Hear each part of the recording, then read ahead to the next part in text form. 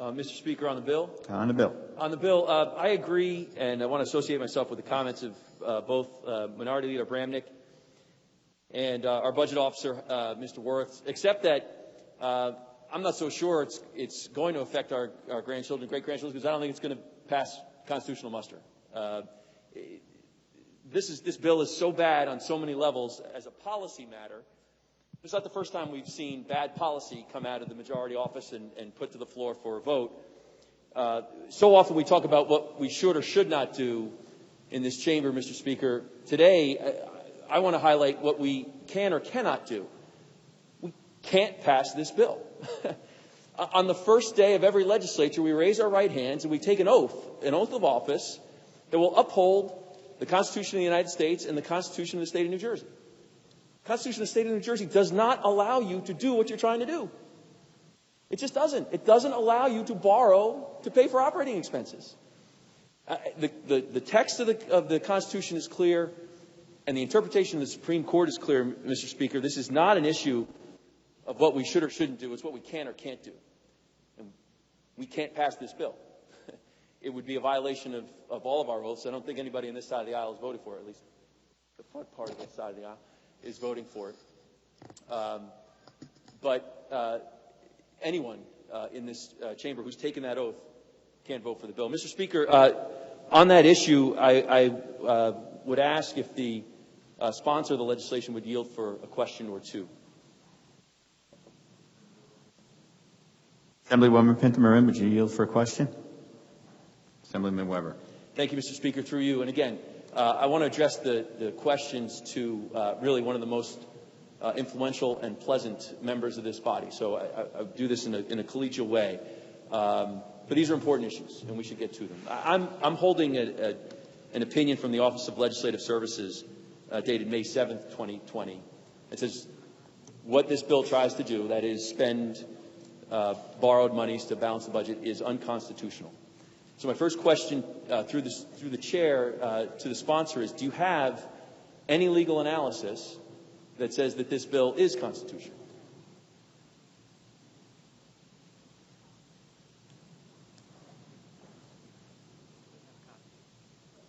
Of what? Assemblyman Webber, thank you for your kind words. Although OLS has issued that statement, it is my understanding that the Attorney General of the state of New Jersey has a different opinion on whether we can or cannot do this. Speaker, did you speak directly to the Attorney General about that? Did I directly speak to it? Yes. My understanding is that we have had various if I may, of what possible relevance right. was that? She's answered the question. I'm relying on the Attorney General's opinion. Yeah. Whether she spoke to him directly or not, it's really not the subject of this bill, is it? Well, it is, Mr. Speaker, because transparency, I think, is incredibly important. Well, I don't think so if I may, I don't think that the direct conversation, whether I had one with the Attorney General Grewal, has anything to do with what his opinion and what he stated. That's fine. So I'm going to infer that you didn't speak to the Attorney General directly. But then my next question was going to be, Mr. Speaker, through you, is do you have a written opinion from the Attorney General that would establish the constitutionality of this legislation? Assemblyman Webber, maybe you did or you did not. Did you speak directly to OLS with regards to the opinion that they issued? I did speak both directly to OLS, and I have a written opinion from OLS that I'm happy to share with anybody in the chamber before we vote. It says flatly that you can't borrow money to balance the 2021 budget. Again, Mr. Speaker, through you, and very respectfully, if we're going to vote on this, and it seems clear to me that it's unconstitutional, I'm asking if anyone who intends to vote for this has a written opinion that this is constitutional. Assemblyman Webber, I don't think we need to prolong the debate on the whether who spoke to who and the constitutionality. I have an extreme trust, as many of us do here, that what the Attorney General issued as a statement is valid. Mr. Speaker, through you, does the sponsor know when the Attorney General issued the statement? I've looked. I can't find any. Senator Webber, this isn't a deposition. You're not cross-examining anybody. You can ask questions if you want. You asked if she's in writing. She's indicated there's been a statement. Move on. We'd like to see it, Mr. Speaker. Okay, well. Where is it? It doesn't exist. There's no. I don't suspect that the Assemblywoman has it in her pocket. I'll take a website reference, Mr. Speaker. I think that the Attorney General, as many of us have been under the notion and understand that we believe that what he said will stand constitutional muster. So I guess for that part of the argument, we can leave it up to. Mr. Speaker, a slightly different avenue, but on the same track, through you, the sponsor is the chairwoman of the Budget Committee, and I assume that the sponsor plans to present a balanced budget to this body in September of this year for fiscal year 2021. Is that fair to say, Mr. Speaker? We will be going through the budget process as we normally do. Yes. Okay. So as soon as the governor presents his budget to us, the legislature will then have its opportunity to either change it or make whatever decisions we need to at that time. Okay. And Mr. Speaker, through you, is it the intention of the sponsor of this bill and the chairwoman of the Budget Committee to count as revenue in that budget for the fiscal year 2021 revenues or proceeds derived from the bonds that should be issued pursuant to this bill? So as any other normal budget process, I think it's too soon to speak as to what's going to be counted for what. So it is, at this moment in time, it is too soon to say what is going to be counted. We look forward to reviewing the numbers as they come in and have the opportunity to vet the budget that the governor presents to us in August. Okay. Again, through you, Mr. Speaker, the bill on page 14, anyway, this is the page 14 of the Senate version. I assume that we've got the same pagination in the Assembly version. It's paragraph 14. Says that the proceeds from these bonds shall constitute state revenues.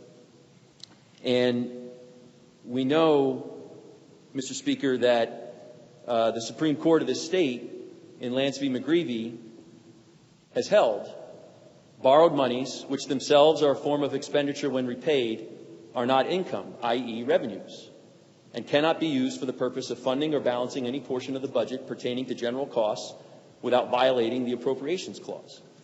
So my question through you, Mr. Speaker, is how does the sponsor of this legislation square the very explicit holding of the state Supreme Court with the stated intent in the bill to count the borrowed proceeds as revenue? Assemblyman, again, I don't want to reiterate. I think that at this point, the Attorney General has made his opinion clear to us, and we do believe that it will stand the constitutional challenge. So at this time, it's too early to say what will be used and what will not. Mr. Speaker, back on the bill? On the bill. And I want to thank the chairwoman of the Budget Committee for indulging those questions. They're not easy questions. I don't envy you trying to have to answer them because, candidly, there are no answers.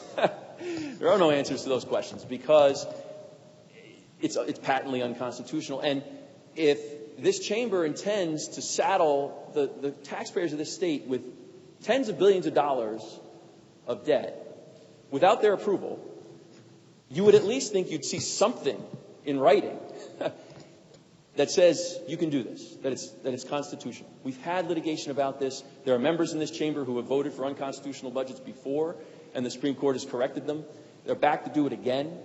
And it blows my mind that the majority is going to go forward with a plan to borrow $9.9 billion with interest payments to be much more without having the Attorney General actually put in writing the opinion that he apparently has shared with the majority, but not the minority. You would think a decent respect for the opinion of the people of the state and the minority party, you would at least share with us the analyses you're using to justify the constitutionality of the action you plan to take.